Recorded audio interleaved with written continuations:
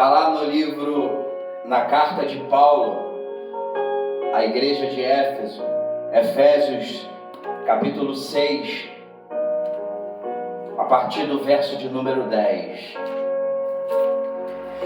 E o tema dessa mensagem, dessa noite, o tema da mensagem da noite, é descortinando o mundo espiritual.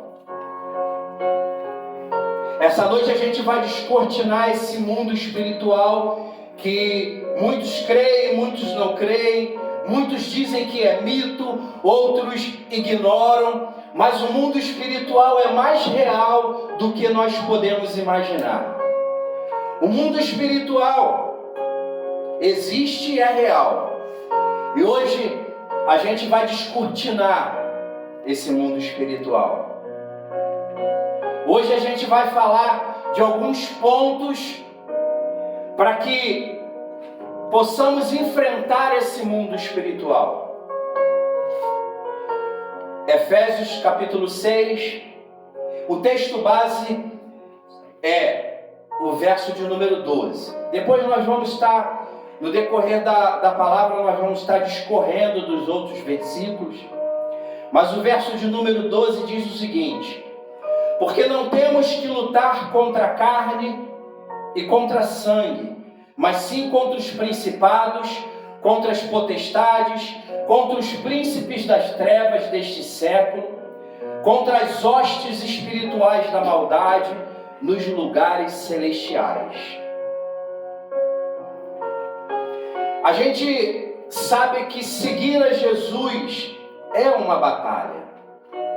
A luta não acaba quando a gente aceita Jesus, a luta não acaba quando a gente toma a decisão de seguir a Jesus, muito pelo contrário, aí que a luta começa, porque o mundo espiritual, e aí vamos falar de duas partes desse mundo espiritual. A primeira parte que a gente vai falar do mundo espiritual é a que está no segundo céu, onde os principados e potestades estão. E ali que dali que eles saem para guerrear contra o povo de Deus. E no terceiro céu, onde os anjos, arcanjos, querubins, serafins, ali eles estão, e é dali que eles partem para nos ajudar nessa guerra espiritual. E eu quero dizer para você nessa noite que você não está sozinho nessa luta espiritual, nessa guerra espiritual. Nós sabemos que quando Lúcifer ele se rebelou contra Deus, uma terça parte dos anjos foram expulsos do céu. E aí é matemática simples e pura. Se uma terça parte dos anjos foram expulsos, são anjos decaídos, são os demônios. Para cada demônio que caiu, existem 2 anjos que guerreiam contra eles. Para cada demônio tem 2 anjos. E nós não podemos ignorar isso, porque muitas das vezes esse é o nosso erro. Isso nos leva a errar quando a gente ignora que o mundo espiritual não é real. Quando a gente ignora que os anjos não têm muita valia. Quando a gente ignora que os demônios eles não fazem nada, ou que não existem, ou que é uma história, é um conto. Isso que o inferno quer que a gente creia. E aí são 2 perigos nocivos para a igreja. O primeiro perigo, que eu subdividi em 2, o primeiro perigo está em subestimar o inimigo. Quando a gente subestima o inimigo, quando numa guerra a gente subestima o inimigo, a gente vai sem proteção, a gente vai de qualquer maneira, a gente vai despreparado para essa guerra. E quando a gente subestima o inimigo, negando a existência do diabo. Este é o primeiro perigo nocivo para a igreja. Muitas igrejas têm medo, inclusive, de pronunciar o nome do diabo, porque acham, não, deixa isso para lá, não, nós temos que ir contra ele. Nós não podemos subestimar, a existência é real. Subestimar o inimigo é um perigo para a igreja quando, desconhecendo seu poder, suas armas, seus agentes,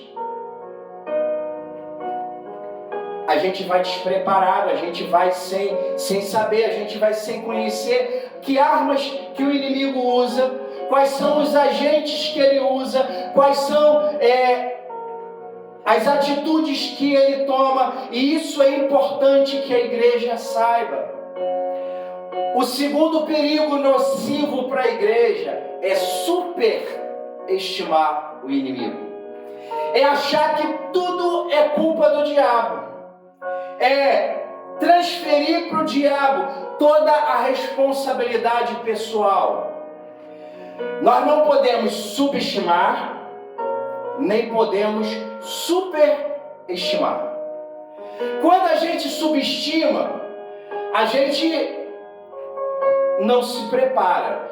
Quando a gente subestima, a gente prepara ele mais do que ele já está preparado.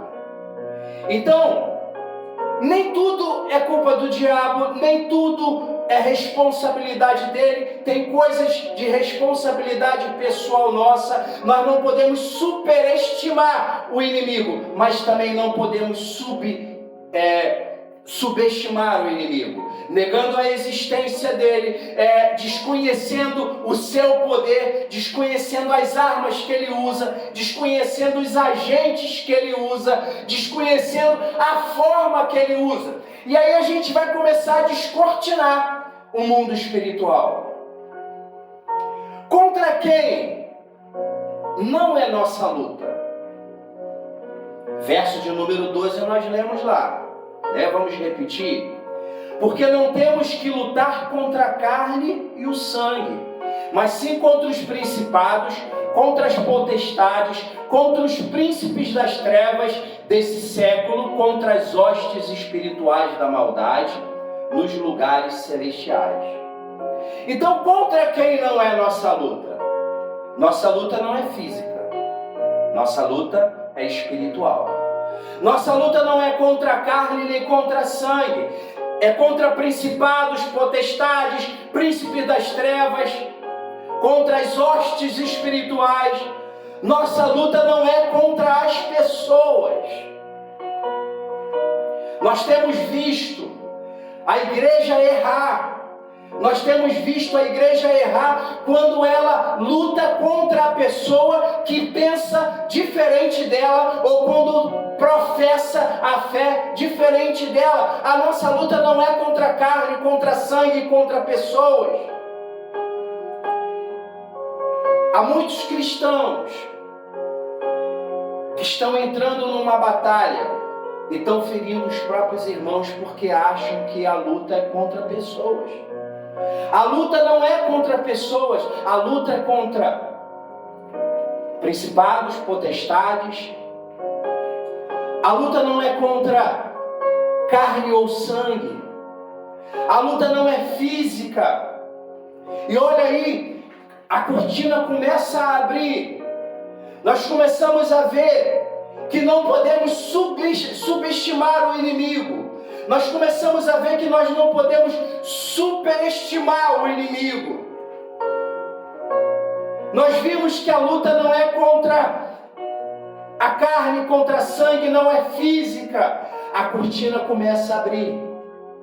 A cortina espiritual que separa a nossa visão. A sua visão está sendo aberta nessa noite a respeito do mundo espiritual. O mundo espiritual é real. O mundo espiritual está aqui. Existem anjos que estão guerreando nessa hora. Existem anjos que estão travando guerras severas contra principados, contra potestades, contra dominadores, contra as hostes espirituais. Existem anjos que estão nessa hora com uma guerra terrível e nós não podemos ver, mas isso é real. O mundo espiritual, ele é real. Contra quem então é a nossa luta? Efésios 6, 11, 12. Revesti-vos de toda a armadura de Deus, para que possais estar firmes contra as astutas ciladas do diabo. Porque não temos que lutar contra a carne, o sangue, mas sim contra os principados, contra as potestades, contra os príncipes das trevas destes séculos, contra as hostes espirituais da maldade nos lugares celestiais. Então a nossa luta é contra principados e potestades, não é contra carne, não é contra sangue. No texto acima, nesse texto que a gente acabou de ler, nós podemos observar que o diabo ele não é onipotente, não é onipresente, não é onisciente, mas ele tem os seus agentes espalhados por toda a parte. E é o que nós lemos aqui, olha. Porque não temos que lutar contra a carne e o sangue, mas sim contra principados, é um grau de demônios, potestades é outro grau de demônios, contra os príncipes das trevas desse século é outro grau, contra as hostes espirituais da maldade nos lugares celestiais é um outro grau. Então é uma outra hierarquia. O inferno é organizado. Ele é organizado. A gente não ouve falar que o crime é organizado, o inferno é organizado. São todos eles organizados. Então, nós precisamos ter atenção para algumas verdades sobre o reino das trevas. E aí a gente já começa a abrir mais a cortina. O reino das trevas são organizados, primeiro. Segundo, existe uma estratificação de poder. O apóstolo Paulo, como nós lemos lá, fala em principados, poderios, príncipes deste mundo de trevas. Existe uma cadeia de comando, existem cabeças e subalternos, líderes e liderados. Então, existem hierarquias. O reino das trevas, ele se articula contra quem? O reino das trevas se articula contra o povo de Deus. Então, por isso que lá no início, quando eu comecei a palavra, eu falei que quando a gente aceita Jesus, os nossos problemas não acabam, pelo contrário, estão começando, porque quando a gente aceita Jesus, o inferno se levanta contra nós. O inferno se levanta para querer nos desanimar. O inferno se levanta para querer nos destruir. A Bíblia fala que o diabo veio para matar, para roubar e para destruir. Ele sabe que ele já perdeu. Ele sabe que ele já está condenado, que é questão de tempo dele ser preso, é questão de tempo dele ser jogado no lago de fogo, de enxofre por toda a eternidade. Mas enquanto isso não acontece, ele quer levar, ele quer arrebanhar quantas pessoas ele puder arrebanhar. E aí, nós precisamos entender que eles são organizados. Para isso, nós temos que nos organizar. Nós temos que entender que o apóstolo Paulo falou que eles têm hierarquias. Por isso, nós temos que reconhecer as hierarquias. Da mesma forma que o inferno tem hierarquias, os céus também têm hierarquia. Anjos, arcanjos, querubins, serafins. Cada um tem um grau de hierarquia.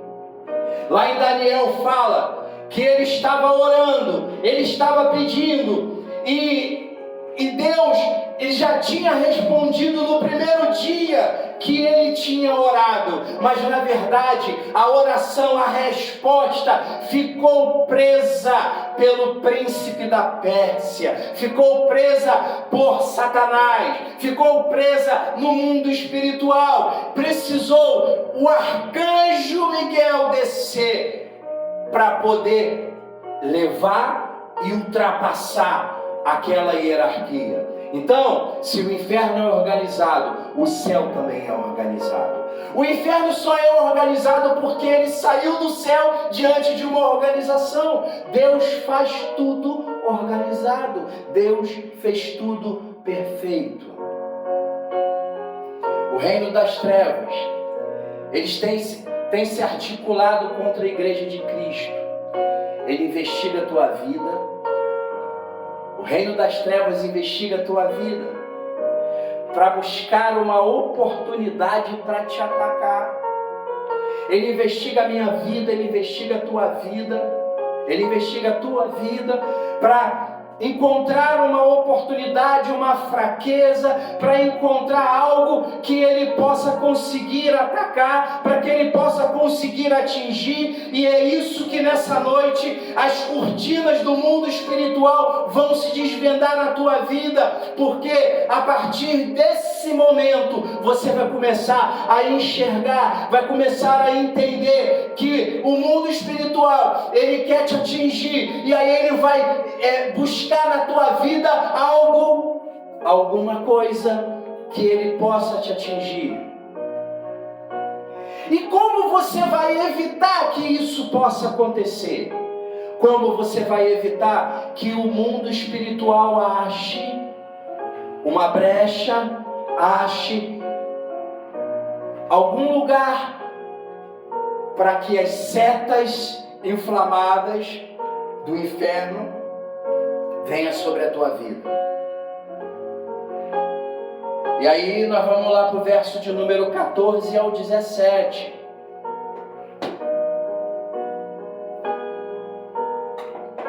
Estai, pois, firmes, tendo cingidos os vossos lombos com a verdade, e vestida a couraça da justiça, e calçados os pés na preparação do evangelho da paz, tomando sobretudo o escudo da fé, com o qual podereis apagar todos os dardos inflamados do maligno.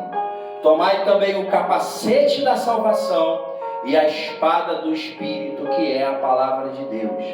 São os equipamentos que eu e você precisamos vestir para enfrentar essa guerra espiritual. São os equipamentos que nós precisamos colocar no nosso corpo para que possamos evitar que os dardos inflamados do inferno nos atinjam, nos firam, nos coloque para baixo, consiga nos derrubar, consiga nos afastar de Deus, consiga nos desanimar, consiga a colocar depressão. Isso tudo é o mundo espiritual que traz. E aí vamos falar sobre cada um agora, sobre cada parte dessa armadura de Deus. O cinturão da verdade. Verso de número 14 fala sobre o cinturão da verdade. Portanto, permaneceis firmes, trazendo em volta da cintura a verdade. Satanás é o pai da mentira, e é com a verdade que se guerreia contra a mentira. O cinturão que a gente olha, esse cinturão, isso tudo está representado lá naquela época dos soldados. O cinturão, ele segurava toda a armadura. E esse cinturão é importante que a gente esteja vestido, Porque a verdade é com a verdade que a gente segue. É com a verdade que fala lá em Zacarias que o diabo, que o inferno não pode nos acusar. É através da verdade, é uma vida de verdade, é uma vida de retidão, é uma vida transparente, é uma vida onde nós professamos a verdade, porque a luz é igual à verdade, as trevas é igual à mentira. Se Satanás é o pai da mentira, Deus é o pai da verdade. E esse cinturão, o cinturão da verdade, ele segurava toda a armadura, e é esse cinturão que vai segurar as outras peças que nós vamos falar aqui. É a verdade que vai te legitimar para não ser acusado, ou se for acusado, porque o inferno também é mentiroso, Satanás é o pai da mentira, e ele pode te acusar com mentiras. Se ele te acusar com mentiras, você está vestido com o cinturão da verdade, e aí a mentira, ela vai ser descoberta. A mentira da acusação diante da tua verdade não vai prevalecer. A couraça da justiça, que está lá também na segunda parte do verso de número 14. E vestindo a couraça da justiça. Essa parte da armadura cobria o guerreiro do pescoço ao peito. Olha aí, do pescoço ao peito. Protegia o coração e os órgãos vitais. A couraça, ela representa vida devota e santa, vida de retidão moral. A couraça da justiça. Então, primeiro, o cinturão da verdade, andando em vida com a verdade, fugindo da mentira. Depois, a couraça da justiça, que é uma vida devota de santidade, é uma vida onde você busca Deus, é uma vida onde você ora, onde você lê a Bíblia, onde você busca a presença de Deus e vive uma vida de retidão moral.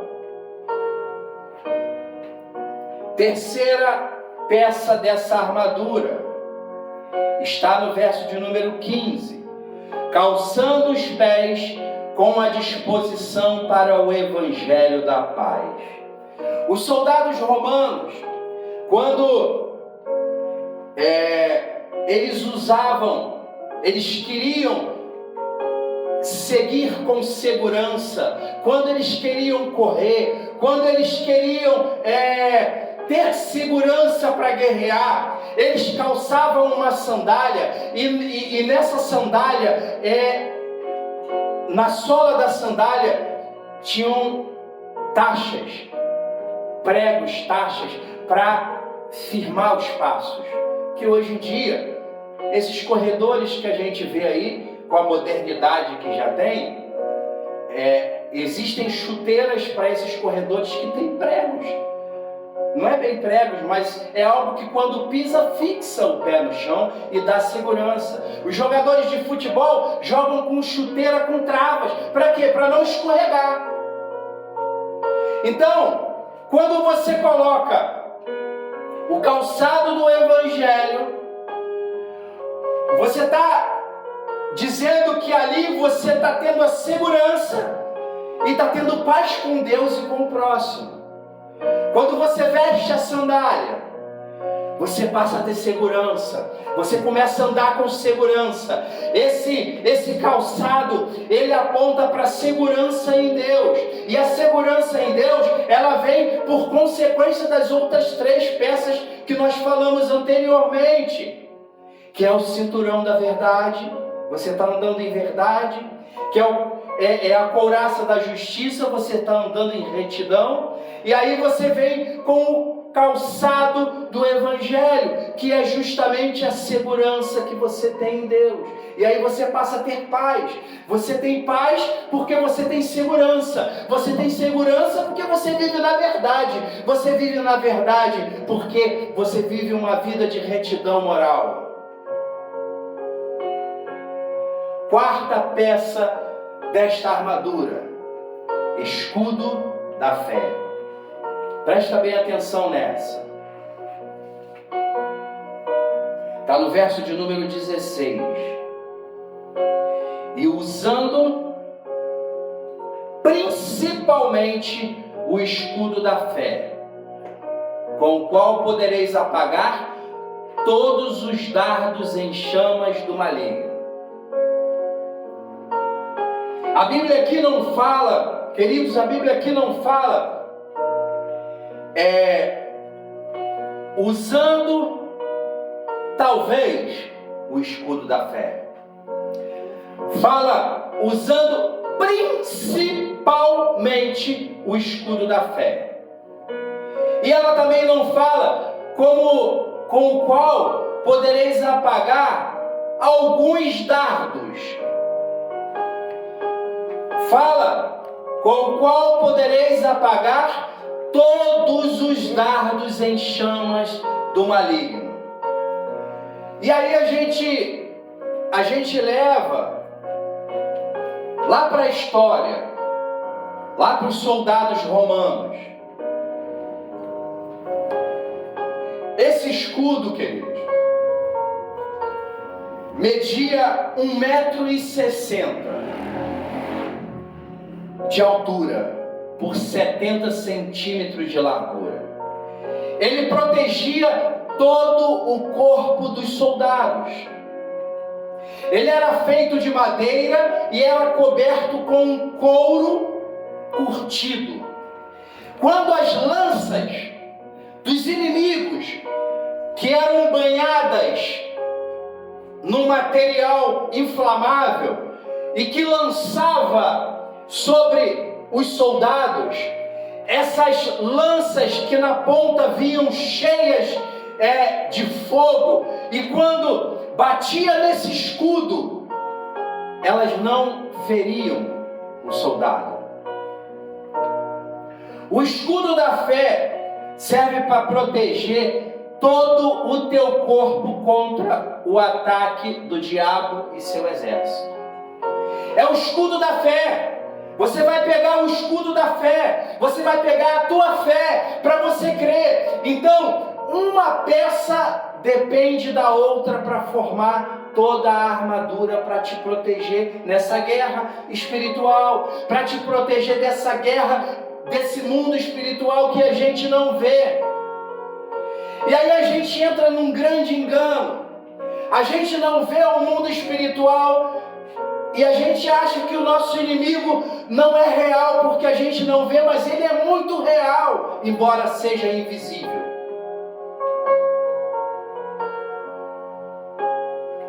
Quinta peça: capacete da salvação. Olha, é uma peça tão importante quanto a outra. O capacete da salvação está lá no verso de número 17. Tomai também o capacete da salvação.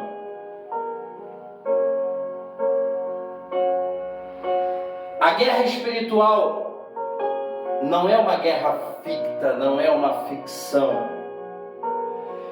É algo muito real.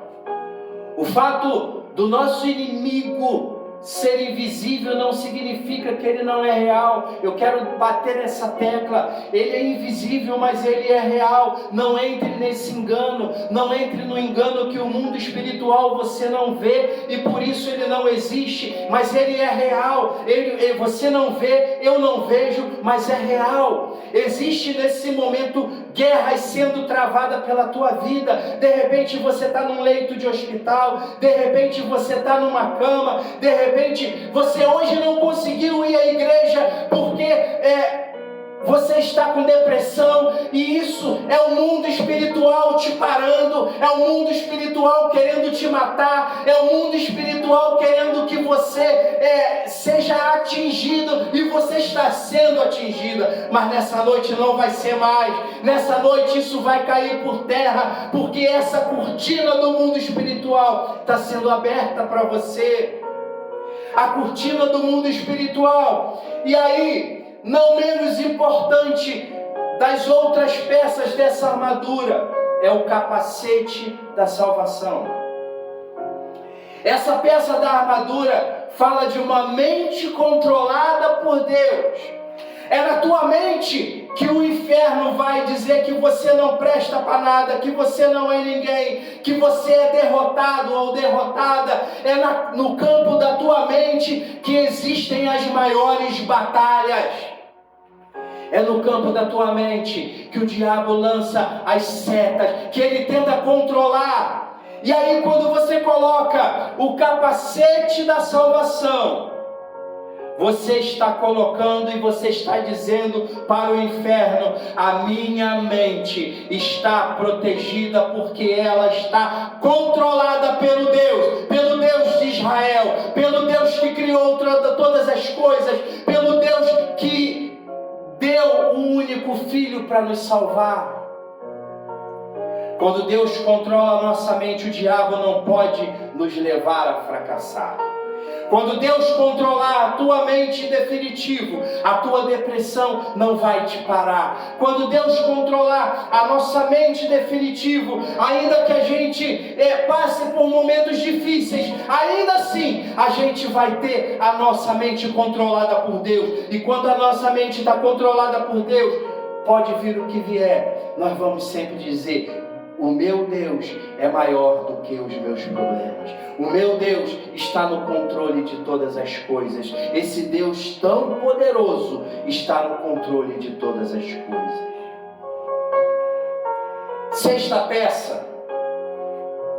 Sexta e última peça dessa armadura: espada do Espírito. Está no verso de número 17, na parte B do verso.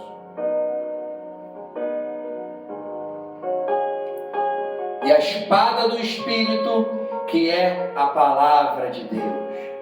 A espada do Espírito é a única peça da armadura que você vai atacar. É pela palavra que você vai vencer. É pela palavra que você vai destruir o inferno. Foi pela palavra que Jesus venceu o diabo no deserto. Foi pela palavra de Deus. É pela palavra. É pela espada. E aí você está todo armado para a batalha.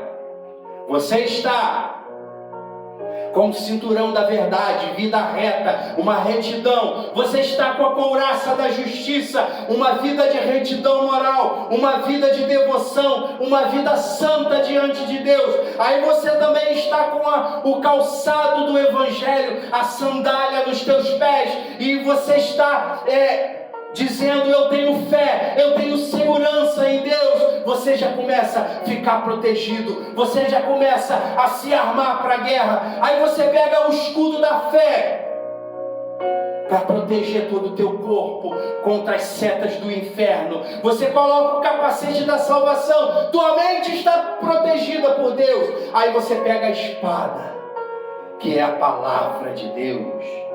Você pega a espada. A espada do Espírito é uma arma de ataque. Você vai pegar a espada e você vai atacar. Você vai dizer: pela palavra de Deus, o meu Deus é poderoso, eu sou mais do que vencedor. Pela palavra de Deus você vai dizer: o inferno não pode contra mim. Pela palavra de Deus você vai dizer: o diabo já está destruído, o diabo já está condenado. Pela palavra de Deus você vai dizer: eu sou mais do que vencedor por meio daquele que me amou. Pela palavra de Deus você vai dizer: sobre a minha vida existe um sangue purificador, um sangue que me lavou dos pecados, um sangue que me deu salvação. Pela palavra você vai dizer: eu tenho um Deus, que é Deus dos deuses, é Senhor dos senhores, Ele vai reinar. Eu tenho um Deus que vai reinar um dia sobre todo esse povo, sobre toda a terra e para toda a eternidade. É pela palavra, é pela espada. E aí você vai atacar dizendo: meu Deus é poderoso, poderoso, o meu Deus é poderoso para me guiar, o meu Deus é poderoso para me salvar, o meu Deus é poderoso para me dar vitória. E é pela palavra que você vai vencer, com toda a armadura de Deus, revestido de toda a armadura de Deus.